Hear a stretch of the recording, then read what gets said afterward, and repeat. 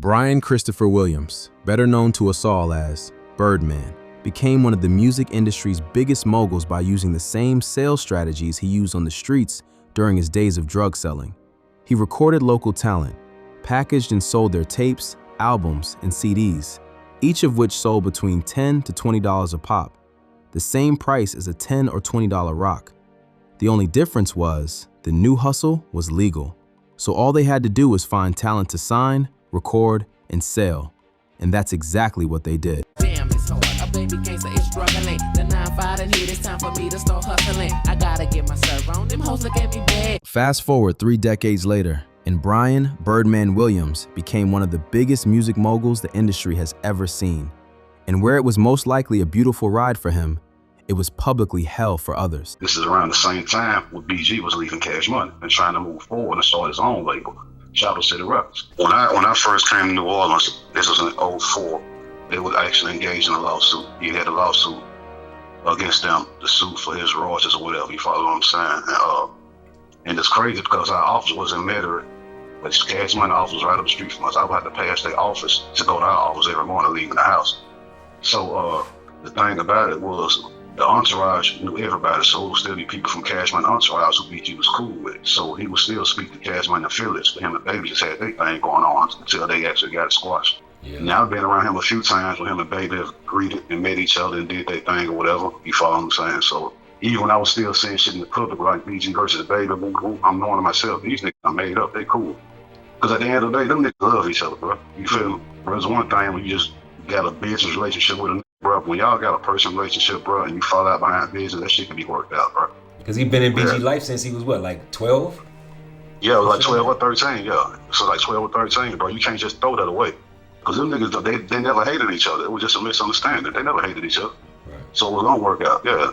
It was gonna work out. I done talked with BG a few times since he been in there. And one conversation we had was, he was telling me like, I mean, it might be other artists, but the artist that he named out of his mouth that he said was always sending him shit monthly or, or bi-weekly was Baby, Boosie, and T.I. So it was always sending him shit, and him and Baby gonna work something out. When they come home, we talk about all that. Follow what I'm saying? Before Jesus went to jail, we was already communicating. He stayed by my house like a month, came to Miami and just booed with me before he got incarcerated.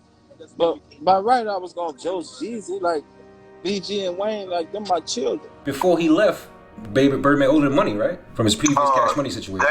That I can't speak on because I don't know what that situation was. They ended up having to settle me out of court and they got all that fixed. So what was owed or what, I can't really speak on that. Okay, got it. You know what I'm saying? That part I don't know.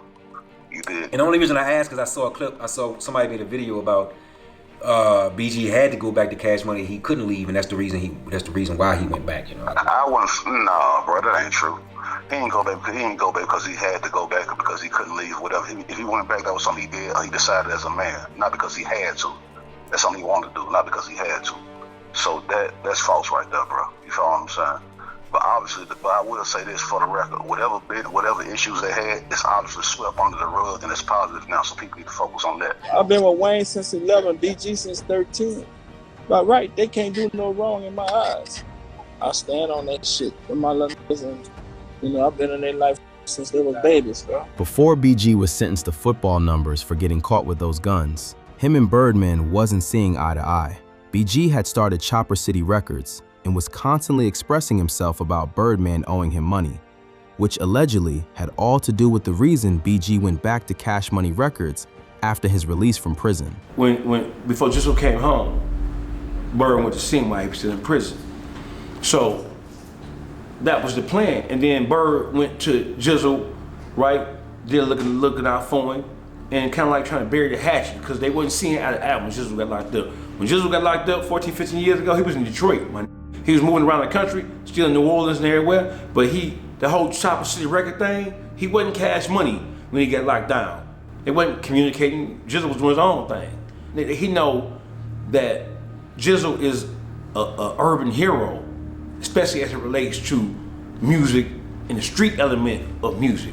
You know what I'm saying? Hip hop got many genres now. You got the trap shit, the crunk shit, you got the scammer type shit, you got the backpack hip hop shit, but you got the stump down street shit. Jizzle is a legend as it relates to the streets, everything that comes with that shit, especially when you deal with the world of music, right? Speculation was put to bed about him possibly going to Gucci Mane, Boosie, and these other, T.I. and these other labels. You witnessed that Birdman cuffed him up and got him back on board. What was your feeling about that? I wasn't surprised by it, but we'll see how that work out. You know what I'm saying? 'Cause at the end of the day, they do got history. No matter what was publicized about what they went through, at the end of the day, they got real love for each other outside of music. You know what I'm saying? They got real. They've been in each other's life since he was like 12 or 13 years old, so they got real love for each other. You follow what I'm saying? So it wasn't a surprise, but as far as on the business, we just got to sit back and see how it work out. It seems genuine though, but we'll see how it work out. After it was all said and done, BG was back with his home label, and the world happily accepted it.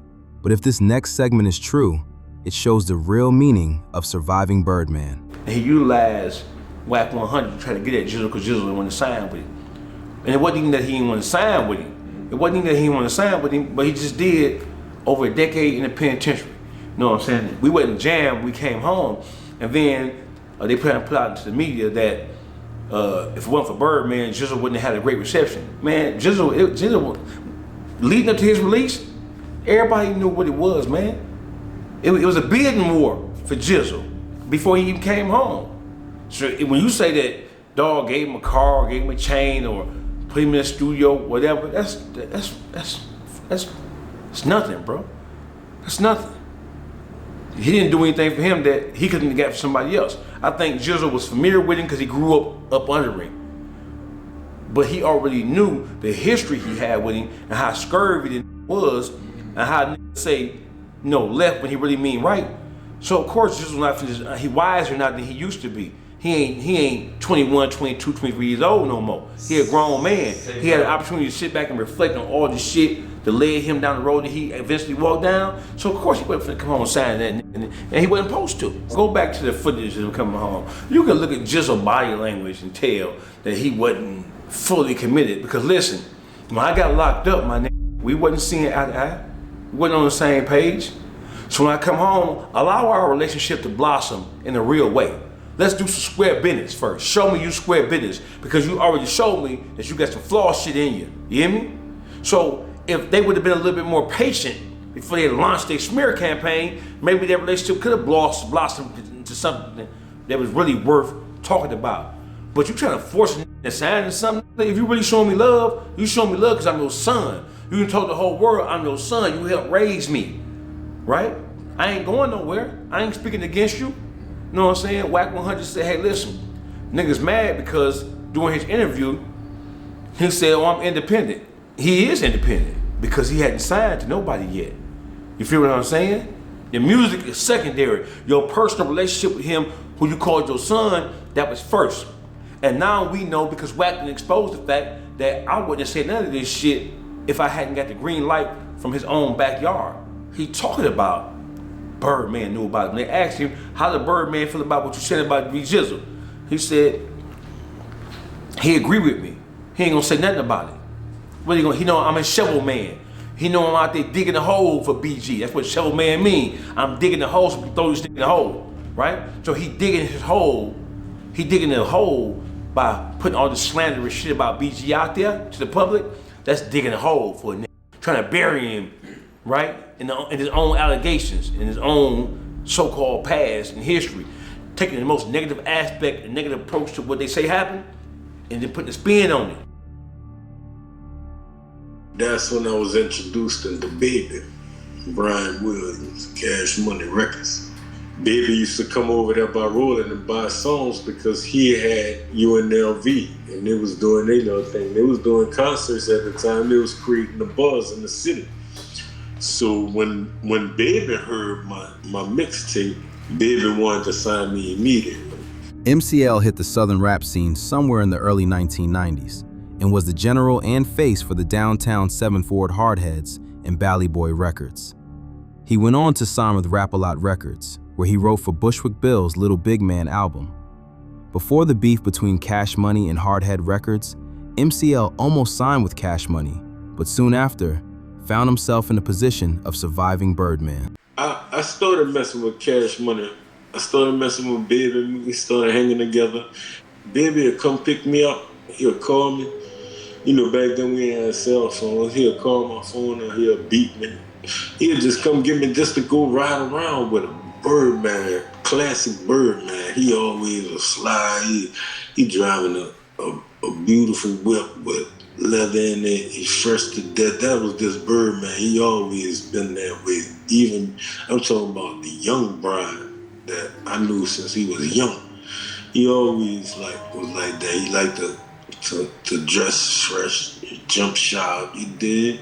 That was Birdman.